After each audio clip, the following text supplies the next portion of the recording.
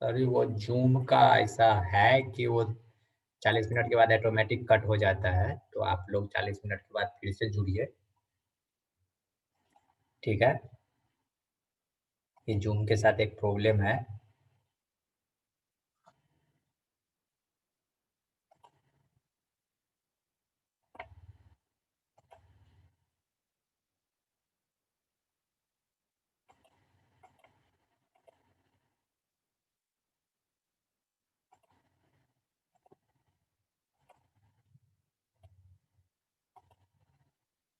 चलिए तब तक आदमी जुड़ रहा है, तब तक मैं अटेंडेंस का शेयर कर दे रहा हूँ।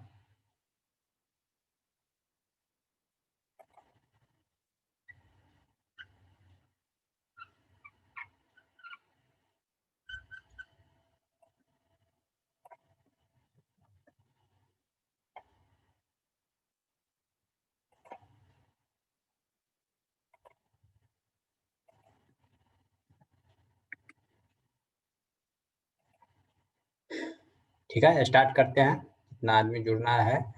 डिफिनेशन ऑफ आर्टिफिशियल इंटेलिजेंस, ये मैं बोल रहा था 1955 में जॉन मैकार्टी नाम का ये साइंटिस्ट ये डिफिनेशन दिया था। इसके आगे है कि बहुत सारा अपना साइंटिस्ट आता गया और वो डिफिनेशन डिफरेंट डिफरेंट डिफिनेशन देता गया। ये है मार्विन मिन्स्की।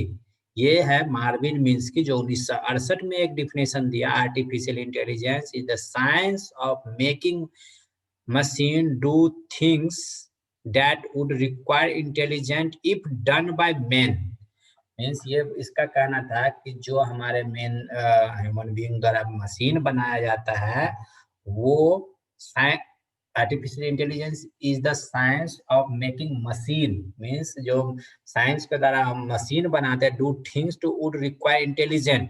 मीन्स जो हमारे हम लोग को जिस चीज की जरूरत होती है वो हमारा प्रॉब्लम को सॉल्व कर पाता है। अगर हमारे द्वारा जो मशीन बनाया गया है तभी हम किसी चीज को क्यों बनाएंगे, इसीलिए बनाएंगे क्योंकि वो हमारा जरूरत पूरा कर सके। हम जो एलईडी बल्ब क्यों बनाए, क्योंकि हमको रोशनी की जरूरत हुई, इसी हमने एलईडी बल्ब बनाए। तो इसका ये कहना है कि हम ह्यूमन बीइंग को जिस चीज की रिक्वायर्ड हुई, जिस चीज की रिक्वायर्ड होती गई वो चीज हम लोग बनाते गए। हम अपने जरूरत के अनुसार उसमें आर्टिफिशियल इंटेलिजेंस लगाते गए और वो हम अपने जरूरत के अनुसार बनाते। पहले चेयर क्या था, लकड़ी का चेयर था। यहाँ से कोई बूढ़ा आदमी को पैर में दर्द है और यहाँ से वहां ट्रांस जाना है, चेयर पे बैठे हैं तो चेयर को उठा के यहाँ से हम वहां जाएंगे, चेयर को उठा के ले जाएंगे, फिर हम जाके वहां बैठते थे। लेकिन जब से हमारे पास आर्टिफिशियल इंटेलिजेंस आ गया तो हम उसमें सेंसर लगा दिए, चक्का लगा दिए, बैटरी लगा दिए। अब हम सीधा स्विच को, हाथ के पास स्विच है, स्विच को जिस जिस तरह से आप मूवमेंट करवाइए उस तरह से चेयर उधर उधर चलता जाएगा। आप चेयर से उठने की कोई जरूरत नहीं, आराम से चेयर पर बैठे रहिए और घूमते रहिए। तो ये है कि हमारे जरूरत के अनुसार हमको जिस तरह से जब जैसा जरूरत हुआ उस तरह से हम अपना जरूरत के अनुसार सामान बनाते गए। ठीक है, अब देखिए आर्टिफिशियल इंटेलिजेंस का एक डायग्राम है। इसमें इतना तरह से, सबसे पहले तो आर्टिफिशियल इंटेलिजेंस में हम अभी आपको बता रहे थे कि हम आर्टिफिशियल इंटेलिजेंस के अंदर मशीन लर्निंग है, नेचुरल लैंग्वेज प्रोसेसिंग एनएलपी बोले थे, स्पीच बोले थे, एक्सपर्ट सिस्टम बोले थे, प्लानिंग शेड्यूलिंग एंड ऑप्टिमाइजेशन बोले थे, रोबोटिक्स विजन। ये सारा जितना भी अभी तक में हमारे लाइफ में जितना मेरे अंदर आगे पीछे घूम रहा है ना अगल बगल में, वो सारे चीज को अभी हम आर्टिफिशियल इंटेलिजेंस से रिलेट कर रहे हैं। कोई भी ऐसा एक भी चीज ऐसा बताए जिसमें आर्टिफिशियल इंटेलिजेंस नहीं लगा हो। अगर यदि हम अपना स्टूडेंट है, हम तो अगर यदि हम पेन की बात करते हैं, आजकल पेन में मोबाइल आ गया है, पेन में कैमरा आ गया है, पेन में सेंसर आ गया है, पेन में क्या नहीं आ गया है। एक जो हमारा निडिल भी बनता है पेन का, उसमें भी आर्टिफिशियल इंटेलिजेंस लगता है। ठीक है, तो हम आर्टिफिशियल इंटेलिजेंस, मशीन लर्निंग, जैसे चलिए सबसे पहले आते हैं ऊपर से हम शुरू करते हैं मशीन लर्निंग। मशीन लर्निंग के अंदर तो बता ही दिए कि डाटा पे काम करता है। डाटा जो होता है उसमें अगर हमारे पास 5 तरह का डाटा है, पॉजिटिव, नेगेटिव और मल्टीप्लिकेशन, ये वो बहुत सारा हमारे पास अगर डाटा है, तो हम देखिए सबसे पहले मशीन लर्निंग तो डाटा पे काम करता है। अब डाटा में हम कहेंगे कि हमें नेगेटिव वैल्यू, जब 5 तरह का डाटा है, 5 वैल्यू है, उसमें हम सोचेंगे कि सिर्फ जो नेगेटिव वैल्यू जिसके पास है, वो सारा एक ग्रुप बन गया। जैसे प्रिडिक्टिव एनालिसिस है ना, इसमें प्रिडिक्ट एनालिसिस, डीप लर्न, देखिए डीप लर्निंग के नीचे में प्रिडिक्ट एनालिसिस है। तो हम प्रिडिक्ट क्या करेंगे? प्रिडिक्ट करते हैं, मौसम विभाग प्रिडिक्ट क्या करता है कि आज बारिश होगी। अब होगी कि नहीं, संभावना बताता है कि इतना संभावना है बारिश होने का, तो उसमें मशीन लर्निंग प्रिडिक्ट करके बताता है कि अच्छा आज बारिश होगी। हमारे पास जो मौसम विभाग जो जानकारी देती है कि हाँ आज बारिश होगी, आज इतना डिग्री तापमान होगा, 100% तो नहीं सही पर 90% जरूर सही होता है। अच्छा इतना डिग्री टेम्परेचर नीचे जाएगा। अभी बताया गया है बिहार में कि 2 दिन तक और ठंड रहेगी। तो प्रिडिक्ट किया है, ऐसा नहीं वो आपको 100% भगवान है वो बता दिया कि हाँ 2 दिन तक मौसम खराब रहेगा, हो सकता है ठीक भी हो जाए। ठीक है, प्रिडिक्ट करके वो बताता है कि जितना आगे पीछे का सारा डाटा लेता है और डाटा से प्रिडिक्ट करके बताता है कि अच्छा है। वो क्यों कैसे बताता है? क्योंकि वो उसके पास आर्टिफिशियल इंटेलिजेंस है। आर्टिफिशियल इंटेलिजेंस में 5 दिन आगे का सोच सकते हैं, 5 दिन पीछे का सोच सकते हैं। 5 दिन पीछे का मौसम का वो जानकारी लेगा, उसका एवरेज निकाल के आपको बता देगा अच्छा ऐसा हो सकता है। ठीक है? इसके बाद देखिए एनएलपी। एनएलपी में क्या होता है कि हम जो बोलते हैं, क्या बोलते हैं, नहीं बोलते हैं, उसको कंप्यूटर को समझ में आना चाहिए। एनएलपी में देखिए सबसे पहले क्या है? ट्रांसलेशन। हम जो बोल रहे हैं, हिंदी में बोल रहे हैं, इंग्लिश में बोल रहे हैं, आप मान लीजिएगा आप भोजपुरी जानने वाले हैं और हम इंग्लिश में बोल रहे हैं, तो दोनों के बीच में जान सम होगी ही नहीं। जैसे अपना मोदी जो है, उसको इंग्लिश ज़्यादा नहीं आता है, पर अमेरिका का डोनाल्ड ट्रम्प था, वो इंग्लिश में ही बात करता था। तो इस बीच में कैसे मोदी कैसे समझता था कि डोनाल्ड ट्रम्प क्या बोल रहा है? या डोनाल्ड ट्रम्प क्या समझता था कि मोदी क्या बोल रहा है? तो इसके बीच में इंटरमीडिएट था। उसका जो दूत बोलते हैं, दूत था और दूत पढ़-पढ़ के उसको ट्रांसलेट करके उसको वो बताता था, उसको वो बताता था, ठीक है? तो यही काम करता है एनएलपी जो होता है, यही चीज़ काम करता है। मशीन और ह्यूमन बीइंग के बीच में काम करके बताता है कि अच्छा रोबोट तो एक मशीन है, वो कैसे जानेगा मेरा भाषा, मेरा लैंग्वेज? हम बोलेंगे जैसे कि अभी लेक्सा होता है ना, अमेज़न का जो एक प्रोडक्ट बनता है, उसका नाम क्या होता है? शायद लेक्सा ही नाम है। तो जो नाम है, आप लोग थोड़ा देख लीजिएगा। हमारे हिसाब से तो लेक्सा ही है। लेक्सा LEXS है, लेक्सा है, ठीक है? तो वो एक ऐसा प्रोडक्ट बनाया है लेक्सा, जो कि आप उसको बोलिएगा गाना बजाओ, गाना बजाएगा। आप बोलिएगा उसको कि मेरे हिसाब से ये करो, तो उस हिसाब से वो रूम का लाइट वैसा कर देगा। आप बोलिएगा कि मीन्स जो उसको बोलिएगा लेक्सा घर में रख दीजिए, लाके इंटरनेट से कनेक्ट कर दीजिए, उसको जो बोलते जाइएगा वो करता जाएगा। जैसे सिंपल सी हमारे मोबाइल में गूगल असिस्टेंट होता है, तो हम बोलते हैं उसको मेरे लिए गाना बजाओ तो वो गाना बजाता है, हम बोलते हैं यूट्यूब खोलो तो यूट्यूब खोलता है, इस आदमी को कॉल लगाओ तो कॉल लगाता है, ठीक है? तो ये होता है एनएलपी। नेक्स्ट आता है क्लासिफिकेशन एंड क्लस्टरिंग। एनएलपी में ही क्लासिफिकेशन एंड क्लस्टरिंग भी होता है, इन्फॉर्मेशन एक्सट्रैक्शन होता है, मीन्स इन्फॉर्मेशन लेके किसी से हमको मान लीजिए कि हमें बिग डाटा का डाटा चाहिए, हमें और कोई राजस्थान होटल का डाटा चाहिए, बहुत सारा स्कूल का डाटा चाहिए, कॉलेज का डाटा चाहिए, तो उस डाटा को लेके हम उस पे डाटा पे काम कर सकते हैं, उसे बोलते हैं इन्फॉर्मेशन एक्सट्रैक्टिंग। नेक्स्ट आता है स्पीच। मीन्स देखिए speech and text, text to speech means कि हम चाहते हैं कि हम कोई चीज़ अभी जितना हम बोल रहे हैं, वो सारा का सारा चीज़ एक नोट्स बनता जाए। तो स्पीच टू टेक्स्ट, हम जो बोल रहे हैं उसको हमेशा इसमें सॉफ्टवेयर लगा देंगे, आर्टिफिशियल इंटेलिजेंस लगा देंगे कि हम जो बोलते जाएँगे वो हमारे बोलने जो हम बोल रहे हैं उस चीज़ को वो टाइप करता जाएगा, ठीक है? या जो हम टाइप है उसको हम बोलते जाएँगे। पीडीएफ रीडर में जाइए, अगर आप परचेज़ किए हैं पीडीएफ रीडर, तो उसमें जो पीडीएफ में लिखा हुआ है उस पे क्लिक कर दीजिए, तो वो आपको पीडीएफ पढ़-पढ़ के आपको बताएगा इसमें ये लिखा हुआ है, ठीक है? तो ये आर्टिफिशियल इंटेलिजेंस है। फिर एक्सपर्ट सिस्टम, आपको एग्ज़ाम्पल हम एक्सपर्ट सिस्टम का बताए ही।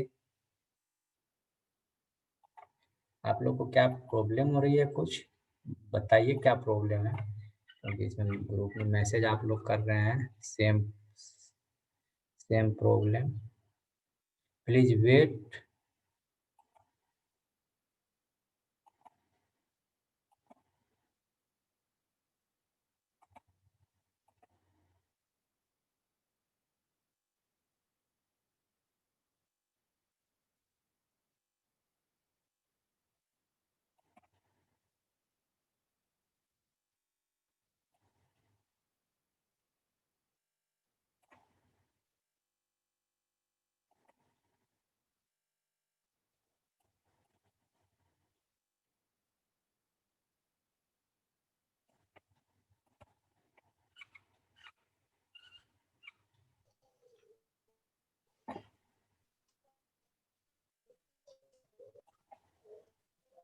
अगर ऐसा कुछ प्रॉब्लम होता है तो आप लोग फोन करके बताइए, मैं बहुत चीज तभी से पढ़ाए जा रहा हूँ। आप लोग कोई तो फोन भी कर सकते थे ना, ये सब प्रॉब्लम था कुछ तो।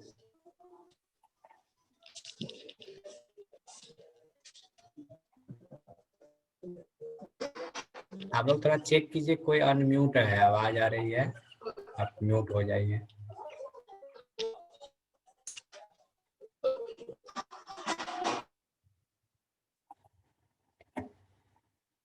ठीक है, तो हम फिर से इसको हम बताते हैं। ये डिफिनेशन बताए थे कि सारा साइंटिस्ट अपना अपना अलग अलग तरीका से डिफिनेशन देता है।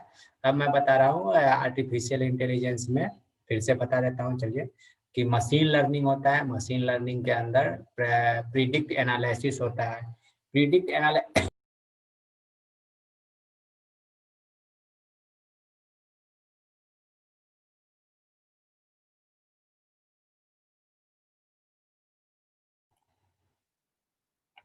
ठीक है, प्रिडिक्ट एनालिसिस में हम लोग क्या करते हैं कि हम सबसे पहले बताते हैं कि आज का मौसम, जो आज का मौसम है उसको प्रिडिक्ट करके बताना है। ठीक है, तो हमारा मौसम विभाग, जब आप टेम्परेचर देखते हैं तो हमारा मौसम विभाग उस टेम्परेचर को देख के बताता है कि आज मौसम इतना, टेम्परेचर इतना दूर तक जाने वाला है या टेम्परेचर इतना लो पे रहने वाला है। ठीक है, तो ये प्रिडिक्शन होता है इसमें। जब मशीन लर्निंग हम डाटा डाटा 5 दिन का डाटा या 10 दिन का डाटा हम लेते हैं, उसमें सर हम आपका वॉइस लैग कर रहा है सर।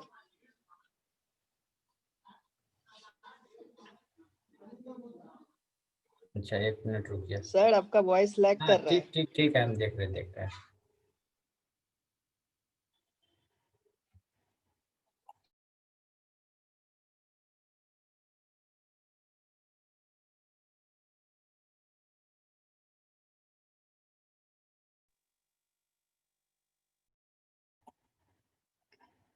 हेलो, आप जो भी वीडियो ऑन कर रहे हैं, वीडियो ऑफ रखिए आप लोग अपना। ठीक है,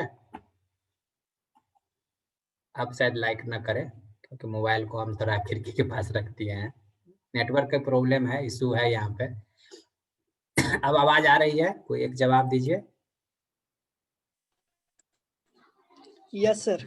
yes sir. Okay okay, yes sir. ठीक ठीक ठीक ठीक है, ठीक है ठीक है। मशीन लर्निंग प्रिडिक्शन हम बताए थे। चलिए अब आते हैं एनएलपी पे, नेचुरल लैंग्वेज प्रोसेसिंग। तो नेचुरल लैंग्वेज प्रोसेसिंग का क्या काम होता है? सबसे पहले कि जैसे ही इसमें लैंग्वेज आया, नेचुरल लैंग्वेज जो हमारा जो प्राकृतिक लैंग्वेज है, हम जहाँ जन्म लेते हैं, वो मेरा वहाँ का जो लैंग्वेज सीखते हैं वो मेरा नेचुरल लैंग्वेज होता है। अगर कंप्यूटर की भाषा में करें तो कंप्यूटर का जो नेचुरल लैंग्वेज है 010, अगर यदि उसको 0101 में काम करवाइए तो इजिली समझ लेता है। पर हम तो उसको 0101 हम नहीं समझ पाते हैं कंप्यूटर का लैंग्वेज, तो उसको समझाने के लिए हम क्या करते हैं, हम अपने लैंग्वेज में, उसमें कंपाइलर होता है जो हमारे लैंग्वेज को मशीन के लैंग्वेज में चेंज करके तब कंप्यूटर के पास भेजता है। ठीक है, तो यहाँ पे क्या है, सबसे पहले नेचुरल लैंग्वेज में ट्रांसलेशन। ट्रांसलेशन का यही काम होता है कि वो जो लैंग्वेज होता है उस लैंग्वेज को कंप्यूटर के लैंग्वेज में, या उसका अपोजिट भी, जैसे कि रोबोट, या तो इंग्लिश, आप इजीली होगा कि इंग्लिश लैंग्वेज में रोबोट को समझाइए, इंग्लिश लैंग्वेज में उसको कॉल कीजिए। हम यूट्यूब पे भी या गूगल असिस्टेंट जो होता है, हम अपने लैंग्वेज में कभी बोलते हैं तो वो मुझे उसका रिप्लाई नहीं देता है, वो बोलता है आई डोंट नो सर। पर जब आप उसको इंग्लिश में बोलिए या हिंदी में ही क्लियर बोलिए तो गूगल असिस्टेंट आपको बता देता है और वो चीज सर्च करके दे देता है। ये होता है एनएलपी। फिर होता है इसमें क्लासिफिकेशन। अब उसको वो क्लासिफाई कैसे कर पाता है, जैसे कि आप अपने लैंग्वेज में बोलिए, उसको पूछिए कि मैं लेडीज बोल रही हूँ या जेंट्स बोल रहे हो, तो वो आपको आपके लैंग्वेज के हिसाब से या उसमें आपको जो भी है उसको क्लासिफिकेशन एल्गोरिथम लगाता है और उसको बता देता है कि अच्छा आप लेडीज है कि जेंट्स है। इसी तरह से क्लस्टरिंग भी होता है। इंफॉर्मेशन एक्सट्रैक्शन मीन्स इंफॉर्मेशन को, या तो आप उसको इंफॉर्मेशन को, छोटा सा इंफॉर्मेशन उसको बड़ा बनाइए, जब बड़ा सा इंफॉर्मेशन है तो उसको छोटा बनाइए। इंफॉर्मेशन गैदर कैसे करता है, तो नेचुरल लैंग्वेज प्रोसेसिंग जो होता है उसी के हेल्प से आर्टिफिशियल इंटेलिजेंस लगाइए। जैसे कि बैंक का हमारे पास जो अभी यूआईडी नंबर है, यूआईडी नंबर, या आप सोचते हो कभी कभी अच्छा मेरे नंबर पे मेल कैसे आ गया, इसकी कंपनी के पास मेरा नंबर कैसे गया, आप मोबाइल पे या आपके उस पे बहुत सारा मेल भी आता होगा, फिर ये इधर उधर से मेल, कंपनी से मेल, तो वो मेल कहाँ से आता है, कहीं से ना कहीं से तो आपका नंबर लीक हुआ है या आपका मेल लीक हुआ है। तो वो जैसे ही हमारे इंटरनेट पे हमारा डाटा गया, तो कोई भी अगर इंटरनेट से आपका डाटा जुड़ जाता है तो वो आपका डाटा किसी न किसी के डाटाबेस में तो जाता है। जैसे हम ही मेल पे कोई चीज़ रखते हैं, तो मेल क्या है? गूगल का चीज़ है। गूगल कहीं न कहीं तो हमसे अपना सिक्योरिटी ले रहा है और उसके बदले में वो सिक्योरिटी दे भी रहा है, क्योंकि हम उस पे भी फेथ करते हैं कि हमारा जो मेल है वो सीक्रेट रखेगा, उसको लीक नहीं करेगा, क्योंकि उसको सरकार उतना पे करती है, या हम ही उसको एज़ एडवर्टाइज़मेंट देखते हैं या ये करते हैं, वो करते हैं, तो हम तो उसको पे करते हैं।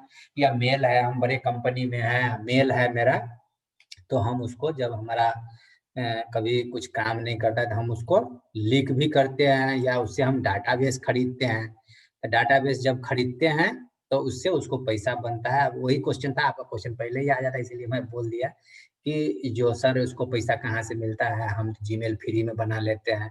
तो वो जीमेल या कुछ भी चीज़ वहाँ से वो डाटा को एक्सट्रैक्ट करता है। अब होता है कि स्पीच, जैसे देखिए स्पीच रिकॉग्निशन मशीन जानते हैं, जैसे कि हमारे पास माइक में जब हम बोलते हैं वो हॉर्न तक कैसे पहुँच जाता है, हॉर्न से कैसे मेरा आवाज़ सेम टू सेम निकलता है। तो वही होता है स्पीच रिकॉग्नाइजेशन। जब स्पीच रिकॉग्नाइजेशन पे आप एल्गोरिथम पे काम करिएगा या पीएचडी करिएगा तो उसमें ज़्यादा जान पाइएगा। सबसे पहले सिंपल सी जान लीजिए कि हम, जैसे मेरे पास पीडीएफ होता है, पीडीएफ में एल्गोरिथम, अगर पीडीएफ का जो सॉफ्टवेयर एडिटर है उसको आप परचेज़ कीजिएगा, तो उसमें ये भी फैसिलिटीज़ होती है कि आपका पीडीएफ कर्सर वहाँ पे एक जगह क्लिक कर दीजिए और उसमें स्पीकर ऑन कर दीजिए। स्पीकर ऑन करने से ये होगा कि आपका पीडीएफ पूरा रीड होगा, रीड करके, पढ़ करके आपको बताएगा। तो वो होता है स्पीच टू टेक्स्ट या टेक्स्ट टू स्पीच। अगर यदि आप, हम जो बोल रहे हैं, अगर कोई चाहेगा कि इसकी आवाज़ को हम टेक्स्ट में उतार दें, टेक्स्ट में अपने नोट शीट बना ले, तो वो ऐसा सॉफ्टवेयर लगाइए, एल्गोरिथम लगाइए, तो वो आपको हम जितना भी चीज़ बोल रहे हैं उसको, सारे चीज़ को वो कंप्यूटर उसको लिख देगा उतना फास्टली। फिर होता है एक्सपर्ट सिस्टम। अब ये एक्सपर्ट सिस्टम क्या होता है? एक्सपर्ट सिस्टम अभी बताए थे कि यहाँ पे देखिए, हम आपको यहाँ से बैठे-बैठे हम आपको पढ़ा रहे हैं या आपसे हम बात कर रहे हैं। ये हो गया एक्सपर्ट सिस्टम का काम, हो गया। इंटरनेट से उसको जोड़िए, अगर इंटरनेट नहीं है तो आर्टिफिशियल इंटेलिजेंस काम नहीं कर रहा है। आर्टिफिशियल इंटेलिजेंस क्या बोलता है कि अगर यदि हमको किसी से जोड़ना है तो आप सबसे पहले इंटरनेट से कनेक्ट होइए। इंटरनेट से कनेक्ट, उसके बाद हमारे पास क्या होना चाहिए? माइक होना चाहिए, कैमरा होना चाहिए, कंप्यूटर होना चाहिए, सॉफ्टवेयर होना चाहिए। तो ये एक्सपर्ट सिस्टम का काम है। एक भी चीज़ इसमें से नहीं है तो हम लोग से बात नहीं हो सकती है एक-दूसरे से, ठीक है? इसमें अब आता है ऑप्टिमाइज़ेशन, प्लानिंग, शेड्यूलिंग। तो ये प्लान, आर्टिफिशियल इंटेलिजेंस क्या करता है? प्री प्लान करके चलता है। प्री प्लान मीन्स कि अगर यदि हमारे पास कोई गेम, गेम का ही बात लेते हैं हम, कोई हमको गेम खेलना है, तो गेम खेलने के लिए क्या, कंप्यूटर से अगर गेम खेलते हैं, तो उसमें गेम प्लानिंग, जो गेम का सॉफ्टवेयर बना है, वो पहले से प्लानिंग करता रहता है कि अच्छा इधर से जाएँगे, तो अगर इस रास्ते से जाएँगे, आप पहले अगर कंप्यूटर को आपको हराना है, तो कंप्यूटर से जो वो कंप्यूटर में गेम बनाया है, उसको तेज़ सोचना होगा, तभी आप उसको हरा पाइएगा, नहीं तो कंप्यूटर तो जीतेगा ही। अब उसमें शेड्यूलिंग एल्गोरिथम भी लगता है, कौन-सा शेड्यूलिंग एल्गोरिथम हम लगा रहे हैं। ऑप्टिमाइज़ेशन, अगर यदि काफ़ी लंबा प्रोग्राम हो गया है, ऑप्टिमाइज़ेशन क्या होता है कि जैसे कि हमको यहाँ से दरभंगा इंजीनियरिंग कॉलेज जाना है, ठीक है? हम कैदराबाद में रहते हैं, यहाँ से जाना है। तो यहाँ से जाने का, या तो कैदराबाद से सीधा हम दिल्ली मोड़ होते हुए एनएच पे निकल जाएँ, उधर से चले जाएँ। एक तो यही ये जो शिवधारा वाला रास्ता है, इससे चले जाएँ। तो हमें ऑप्टिमाइज़ कैसे करेंगे हम रास्ता को? ऑप्टिमाइज़ तब करेंगे जब रास्ता में कहीं पे ट्रैफिक ना हो। तो हम 2, अगर यदि हम 5 मिनट में जा रहे हैं, ट्रैफिक है, ट्रैफिक नहीं है, तो हम उस रास्ते को 2 मिनट में ट्रैवल कर सकते हैं। ये हो गया ऑप्टिमाइज़ेशन, ऑप्टिमाइज़ हो गया रास्ता मेरा। नेक्स्ट है रोबोटिक्स। ऑब्वियस सी बात है, आर्टिफिशियल इंटेलिजेंस पूरा का पूरा रोबोटिक्स है। ठीक है? तो रोबोटिक्स को एक्सप्लेन करने की ज़रूरत नहीं है कि आर्टिफिशियल इंटेलिजेंस, इसमें तो हमेशा आर्टिफिशियल इंटेलिजेंस है। आर्टिफिशियल इंटेलिजेंस है तभी रोबोट है, अगर आर्टिफिशियल इंटेलिजेंस नहीं है तो रोबोट नहीं है। ठीक है? तो इसके लिए आप 2-4 गो मूवी देखिए, जो हॉलीवुड का मूवी है, उसमें आपको रोबोट वाला दिखाएगा। जैसे हमारे सिंपल सी बात है कि रजनीकांत जो था, रजनीकांत सर, उनका जो रोबोट मूवी आया था, ऐश्वर्या राय मैडम भी थी उसमें, वो मूवी देखिए, आपको क्लियर कट आपको आर्टिफिशियल इंटेलिजेंस का बात समझ में आ जाएगा कि उसमें क्या क्या ऐसा आर्टिफिशियल इंटेलिजेंस लगाया है। आर्टिफिशियल इंटेलिजेंस उसमें इतना काम किया कि रोबोट अपने आप को नया रोबोट बनाने लगा। खैर उसमें तो कुछ ज़्यादा ही दिखा दिया कि उस रोबोट में फीलिंग आ गया, लेकिन ऐसा होता नहीं है। जेन्युइनली ऐसा नहीं होता है, बस उसमें फ़िल्म था इसीलिए ऐसा दिखाया गया। पर वो ऐसा है नहीं कि अगर मशीन आप बनाते हैं और मशीन में फीलिंग आ जाए, ऐसा कुछ नहीं होता। पर नेक्स्ट है कि विजन। इसका विजन क्या बोलता है कि हम पता है ना कि बोलता है कि कैमरा हमारी तीसरी आंख होती है, जहाँ पे हम काम करना बंद कर देते हैं वहां से कैमरा काम करना अपना शुरू करते हैं। मीन्स क्यों बोलते हैं ऐसा? क्योंकि रात में हमें भगवान, हम अगर यदि इंसान है तो हमें सब चीज चाहिए, खाना भी चाहिए, पीना भी चाहिए, सोना भी है। तो हम तो अगर 12 घंटा जगते हैं तो 6 घंटा सोना भी तो पड़ेगा। तो हम जब सोते हैं तो उस टाइम में हमारा सिक्योरिटी कैमरा करता है, मेरा तीसरा आंख। इसीलिए बोलता है इमेज आर्टिफिशियल इंटेलिजेंस। मैं शुरू में थोड़ा हिंट्स दिया था आपको कि कैमरा तब तक सोया रहता है जब तक कोई मूवमेंट नहीं है उसके अगल बगल। अगर यदि मूवमेंट हो गया तो कैमरा तब जग जाता है। मीन्स बोलता है ना, कुत्ते से ज्यादा, कुत्ते की नींद सबसे पतला होता है लेकिन उससे ज्यादा पतला होता है अभी कैमरा का नींद। कैमरा के सामने अगर यदि कितनों स्पीड से कोई गुजर गया, रडार की तरह होता है, वो कैच कर लेता है। जैसे कोई गुजरा एट ए टाइम उसका फोटो, यदि वेट करेगा वो गुजर जाएगा तब हम ऑन होंगे। मीन्स उसको सेंस हुआ, वो क्लिक कर दिया, मीन्स उसका पूरा का पूरा वीडियो बन गया। फिर होता है मशीन विजन। मशीन विजन है कि मशीन में हमको कंप्यूटर है, कंप्यूटर को हम अगर सिक्योरिटी लगा के रखे हैं, कब हम उस कंप्यूटर को ऑन कर रहे हैं। कंप्यूटर तो अगर जैसा सिक्योरिटी आप लगाया है तो वो तो ये भी कैच कर लेता है कौन सा आदमी हमारे सामने बैठ के कंप्यूटर को ऑन कर रहा है। ठीक है, तो वो उसका इमेज खींच के दे देगा। आप सिंपल से अब तो ये मोबाइल में भी आ गया है। अगर यदि कोई आदमी गलत आपका पासवर्ड डाल रहा है तो उसका फोटो खींच के आपके मेल पे भेज देगा कि अच्छा ये आदमी गलत उसमें पासवर्ड ट्राई कर रहा था। ठीक है, तो ये सब चीज आर्टिफिशियल इंटेलिजेंस का कमाल है। कोई क्वेश्चन है? अगर यदि आप लोग के पास कोई क्वेश्चन है तो आप लोग पूछ सकते हैं। ठीक है,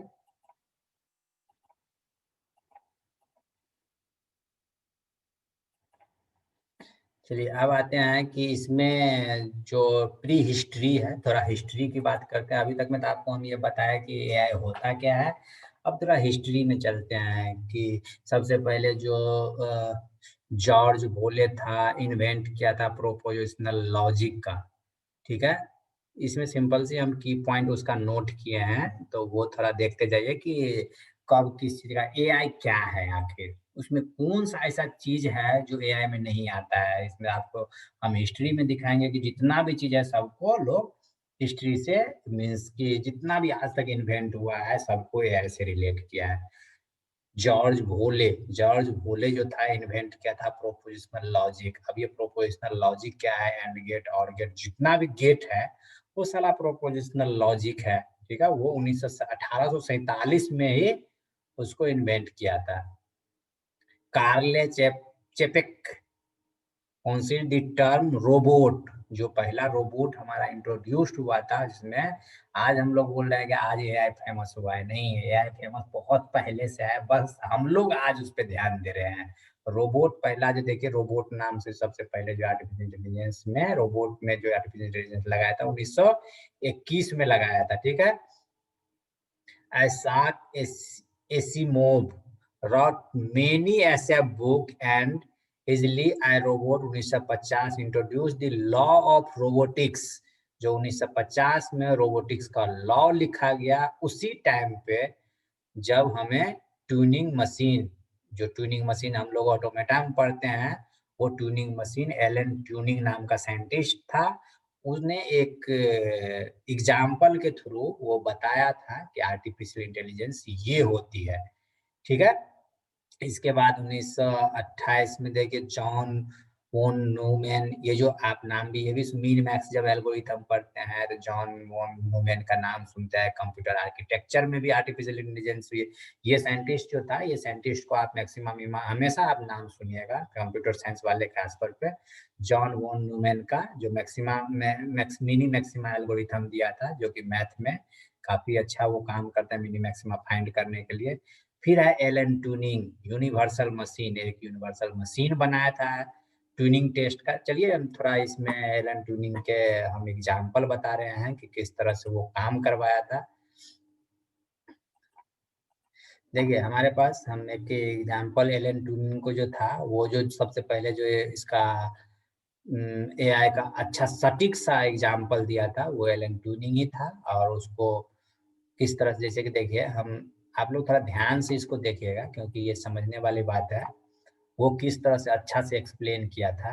देखिए यहाँ पे एक आदमी था, ये रूम नंबर 1 है, रूम नंबर 1, ये रूम नंबर 2, ये था रूम नंबर 3।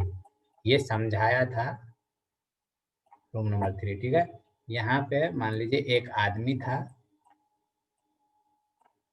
और यहाँ पे ये आदमी एक इसके पास टाइपराइटर था, ठीक है। टाइपराइटर, ऐसा टाइपराइटर था कि वो टाइप भी करता था और इससे मैसेज भी भेजता था। और ये था इंट्रोगेटर। इंट्रोगेटर समझते हैं? इंट्रोगेटर मीन्स कि ये क्वेश्चन सवाल जवाब करता है, ठीक है। ये था इंट्रोगेटर, ये आदमी इंट्रोगेटर था, ठीक है। ये रूम नंबर 1 में बैठा था और ये रूम नंबर 2 से क्वेश्चन पूछ रहा था, ठीक है। रूम नंबर 3 से भी क्वेश्चन पूछ रहा था। अब यहाँ पे जो था रूम नंबर 2 में, यहाँ पे एक ओनली टाइपराइटर रखा हुआ था और इसमें आर्टिफिशियल इंटेलिजेंस लगा हुआ था, ठीक है। ये टाइपराइटर रखा हुआ था। इसमें इस टाइपराइटर का मेनली एलेक्सा, एलेक्सा अमेज़न का जो एलेक्सा है वो रखा हुआ था। तो ये एलेक्सा का क्या काम है, उससे जो भी आप पूछिएगा वो सटीक-सटीक जवाब से तुरंत-तुरंत जवाब देगा, ठीक है। और एक रूम नंबर 3 में था, वो एक आदमी यहाँ बैठा हुआ था और एक आदमी के साथ वो मशीन कंप्यूटर लगा के बैठा हुआ था, वही टाइपराइटर लगा के, कि अगर यदि कोई क्वेश्चन आएगा तो हम मशीन में देख के जवाब देंगे। अब ये बताइए हमको, ये डायग्राम खातिर गंदा हो गया, आपको समझ में नहीं आ रहा होगा, पर ये समझ लीजिए कि मैं ये बोल रहा हूँ कि रूम नंबर फर्स्ट जो था, ये रूम नंबर फर्स्ट में एक आदमी बैठा हुआ है, एक टाइपराइटर लेके बैठा हुआ है, ठीक है। ये इंट्रोगेटर है, जैसे कि मान लीजिए ना कि इंटरव्यू आपको जो लेता है वो इंटरव्यूअर पैनल बैठा हुआ है, ठीक है। एक ये इंटरव्यू पैनल रूम नंबर 2 और रूम नंबर 3 के आदमी को देख नहीं रहा है कि रूम नंबर 2 में कौन है, रूम नंबर 3 में कौन है।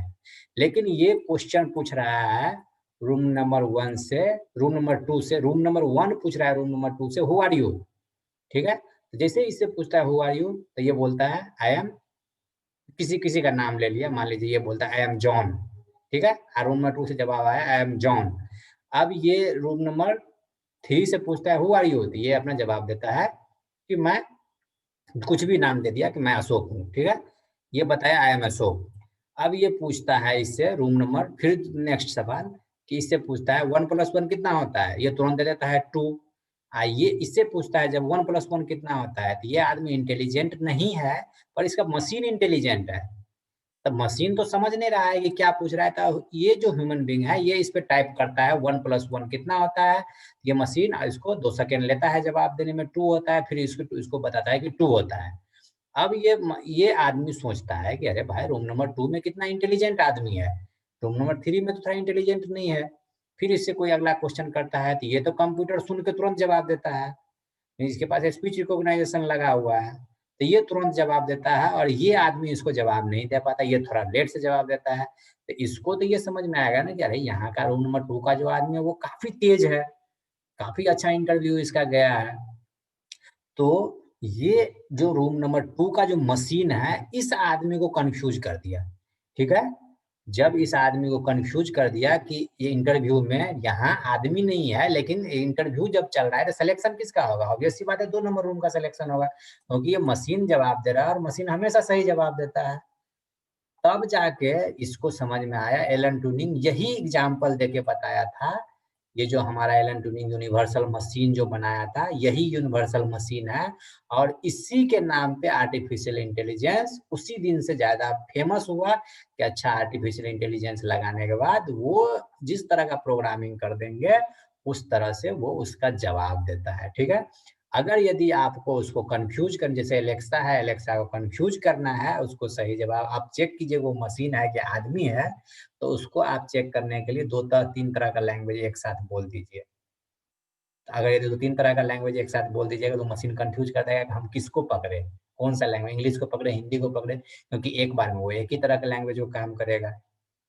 या थोड़ा स्लो बोल दीजिए, थोड़ा कम कस के बोल दीजिए तो मशीन कन्फ्यूज़ कर जाएगा। तो इस टाइम पे ये आदमी को सेलेक्ट कर लिया इसको और उस दिन से ये हो गया कि नहीं? ये जो आर्टिफिशियल इंटेलिजेंस का डिफिनेशन था, एग्जैक्ट डिफिनेशन था। सबको पता चला कि अच्छा एग्जैक्ट डिफिनेशन ये था। समझ में आया आप लोग को एलन ट्यूरिंग का कहानी? तो ये एलन ट्यूरिंग का कहानी था, ट्यूनिंग मशीन। इसी तरह से ट्यूनिंग मशीन बना। फिर है Norbert Wiener. Norbert Wiener founded the field of cybernetics. Cybernetics ये जो फील्ड है 1940 में डेवलप किया था। सब आर्टिफिशियल इंटेलिजेंस का कुछ ना कुछ टेक्निक है। मार्विन मिन्स्की जो था न्यूरल नेट का सर्च किया था 1951 में। एआई फाउंडर, आर्टिफिशियल इंटेलिजेंस का जो फाउंडर था blocks world society of mind. ये जितना भी ये जैसे इसको खोलिएगा ना सोसाइटी ऑफ माइंड, तो एक तरह की कंपनी है। ब्लॉक्स वर्ल्ड एक तरह की कंपनी है। इस सब में जो है कि ये सब आर्टिफिशियल इंटेलिजेंस पे ज्यादातर काम करवाया। ठीक है, मान लीजिए कोई ऐसा कंपनी है जो डिफेंस के लिए काम किया, कोई ऐसा कंपनी है जो अपना टॉय बनाया, गेम बनाया। जॉन मैकार्थी, जिसका हम बोले थे जॉन मैकार्थी, इन्वर्टेड लिप्स। ये जाके आप इसका जो लिप्स है ये एल्गोरिथम है एक, ठीक है। इस लिप्स के एल्गोरिथम के हेल्प से बहुत सारा प्रॉब्लम को ये सॉल्यूशन दिया है।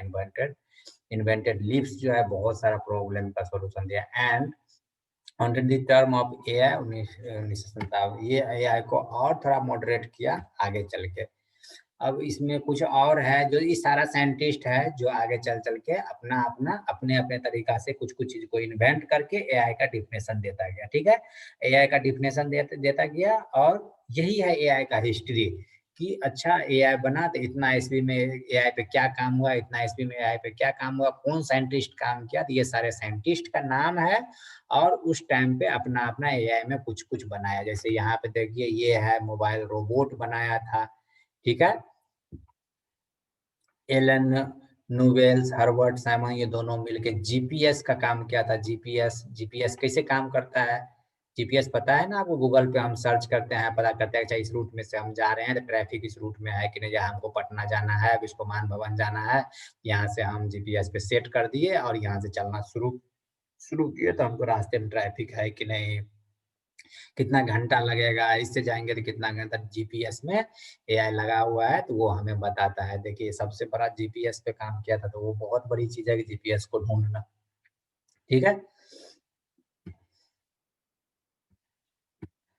अब आगे है की event genius of AI. Genius of AI tuning test. सबसे पहले तो अभी जो हम एल्गोरिथम बताए थे वो ट्यूनिंग टेस्ट था। वो टेस्ट करके propose 1950 and debated ever since. इसके बाद वो उस पर काम करता रहा और वो ट्यूनिंग टेस्ट करके ट्यूनिंग मशीन उसको दे दिया। और इस तरह से उसमें जो एलन ट्यूनिंग था ये एल्गोरिथम सबसे फेमस हुआ। मीन्स हम बार बार एलन ट्यूनिंग का नाम इसलिए ले रहे हैं कि एलन ट्यूनिंग जिस दिन से ये एल्गोरिथम दिया कि एआई में इस तरह से हम इसको बना सकते हैं, उस दिन से एआई को फेमस किया गया। उससे पहले कुछ बनाता था, रोबोट बना दिया तो रोबोट एक मशीन था, वो स्पीच रिकॉग्नाइजेशन नहीं था, उसमें सुनने की शक्ति नहीं थी या बोलने की। हेलो, कोई कुछ सवाल पूछ रहे थे? इसके बाद आया न्यूरल नेटवर्क। न्यूरल नेटवर्क 1940 में आया, जो न्यूरल नेटवर्क में क्रोमोसोम कैसे काम करता है, उसमें कौन सा आर्टिफिशियल इंटेलिजेंस लगा हुआ है। ठीक है, फिर इस तरह से जीपीएस आया, बहुत सारा तरह का एल्गोरिथम आता है, डेवलप ऑफ लिप्स। वो इस तरह से मेरा ये है मेरा हिस्ट्री एआई का कि कौन साइंटिस्ट किस टाइम पे क्या ढूंढ रहा था। ठीक है, मैकुलेज एंड पिट्स। चलिए एक हम छोटा सा ठीक है, ये टाइम खत्म होने दीजिए, जब फिर से आप ज्वाइन कीजिए तो एक हम वीडियो दिखाएंगे एआई का, बहुत अच्छा वीडियो है। उस वीडियो में और कुछ डिफाइन किया गया है। ये जो मैकलन पीट्स था ये एक साइंटिस्ट है। ये क्या चीज किया था, क्या खोज के दिया था? ये प्रपोज किया था, propose A model of artificial neurons.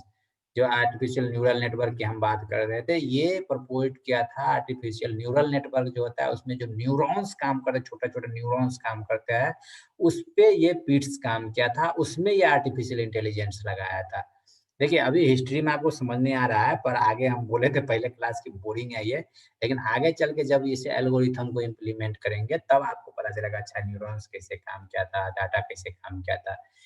अब देखिए आगे, each neuron is characterized as a being on और ऑफ। एक तो आप न्यूरॉन एकदम छोटा-सा होता है, उसपे वो कैरेक्टरिस्टिक लगाया था, या तो ये ऑन होगा या ऑफ होगा, 0 होगा या 1 होगा, ठीक है?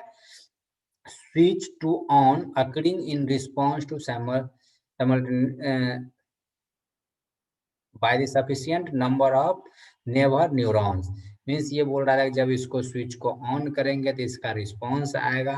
The state of the neurons was considered of as actually related to the propositional any computational function could be। Means इसका ये कहना है कि अगर यदि हम न्यूरॉन्स पे काम करते हैं तो एक न्यूरॉन्स को उसमें हम जो गेट वो लगाएंगे, लॉजिक या तो ऑन करेंगे या ऑफ करेंगे। अगर उसको हम ऑन करेंगे तो वो मेरा जो रिस्पॉन्स होगा वो काफ़ी कम टाइम पे, जो छोटा-छोटा न्यूरॉन होगा वो काफ़ी कम टाइम पे मेरा रिस्पॉन्स देगा। अगर यदि हम उसको ऑफ कर देंगे तो वो रिस्पॉन्स नहीं देगा। एज ए सेंसर, सेंसर किस तरह से काम करता है कि जब हम सेंसर को ऑन करेंगे तो वो उस टाइम पे काम साइमल्टेनियसली वो मेरा रिजल्ट दे देगा, पर वो जब हम उसका ऑफ कर देंगे तो वो सेंसर काम करना बंद कर देगा। तो इसी में, और इसमें जब धीरे-धीरे जब ये आगे बढ़ता गया तो इसमें हम कुछ लॉजिक लगाते गए, जो लॉजिक जो लगाया उसको हम एंड गेट, ऑर गेट और नॉर गेट बोलते हैं। उस तरह से उसमें हम जब गेट लगाना शुरू किए तो ये और थोड़ा कॉम्प्लेक्स होता गया और वो काम करता गया, कि इसी तरह से ये एआई हमको, ये साइंटिस्ट पिट्स था, ये हम साइंटिस्ट को एंड गेट और propositional logic and artificial neural network पे काम करके हमको ये बताया कि अच्छा आर्टिफिशियल इंटेलिजेंस इस तरह से काम कर सकता है। ये कब किया था लॉजिक गेट? 1943 में ही। और न्यूरॉन पे काम हम लोग आज न्यूरॉन पे काम कर रहे हैं, लेकिन ये 1943 में ही न्यूरॉन पे काम करके हमको बताया था। ठीक है? इसके बाद आता है ये एक और साइंटिस्ट साइंटिस्ट है डॉर्टमूथ, जो एक लैब में बंद होके, एक लैब में 2 मंथ 10 दिन के स्टडी किया था एआई के। इसके बाद नोवेल एंड साइमन जो इसका 2 स्टूडेंट था, वो स्टूडेंट इसमें कुछ प्रिंसिपल मैथमेटिक्स का, मैथमेटिशिया का कुछ प्रिंसिपल था। मैथमेटिशिया नाम का एक सॉफ्टवेयर था, उसको ये इन्वेंट किया था एआई में, जो कि 2 मंथ और 10 दिन लिया था इसको इम्प्लीमेंट करने में, ठीक है? फिर आता है state of the art. State of the art में जैसे Deep Blue defected the hanging world chess champion Gary. ये क्या है कि एक जब चेस चैंपियन हुआ था वहाँ पे, तो जो हम कंप्यूटर हम बोल रहे हैं कि एआई का, एआई उसमें लगाए हैं। तो एआई लगाने से क्या होता है, चेस चैंपियन जब बना था उस टाइम पे गेम का बहुत प्रचलन था, तो गैरी कैस्परोव है, ये था उस टाइम का चेस चैंपियन प्लेयर, ठीक है? और जब ये इसको कंप्यूटर से गेम कराया गया, जब वो कंप्यूटर को एआई से जोड़ा गया था, तो उस टाइम पे ये जो चेस चैंपियन प्लेयर था, उस टाइम पे वो हार गया था कंप्यूटर से। समझ गए? तो इसीलिए उसमें बोला गया कि अच्छा आर्टिफिशियल इंटेलिजेंस लगाने से वो इतना समझदार हो गया कि जो चेस चैंपियन है उसको हरा दिया। ठीक है? तो ये छोटा-छोटा पॉइंट है इसका। No hand across America driving. अब इसमें होता है कि कुछ इस तरह से है कि अमेरिका के पास automatically 98 times from the present. Means कि हमारे अमेरिका के पास अगर यदि, जिसको हम बोलते हैं कि आर्मी, आर्मी जो है एक उसको ट्रेंड करता है, तो सिंपल आर्मी आर्मी को ट्रेंड नहीं करता है। उसके पास एक एम्बेडेड सिस्टम का लैब है, जिसको हम बोलते हैं सिमुलेटिंग लैब। उस लैब में उसको एज ए वर्चुअल मशीन, उसको वर्चुअल मशीन मीन्स कि हेलीकॉप्टर पे बैठा दिया जाता है। हेलीकॉप्टर का अगर ट्रेनिंग देता है, हेलीकॉप्टर पे बैठा दिया जाता है और उसको सिमुलेशन लैब में छोड़ दिया जाता है।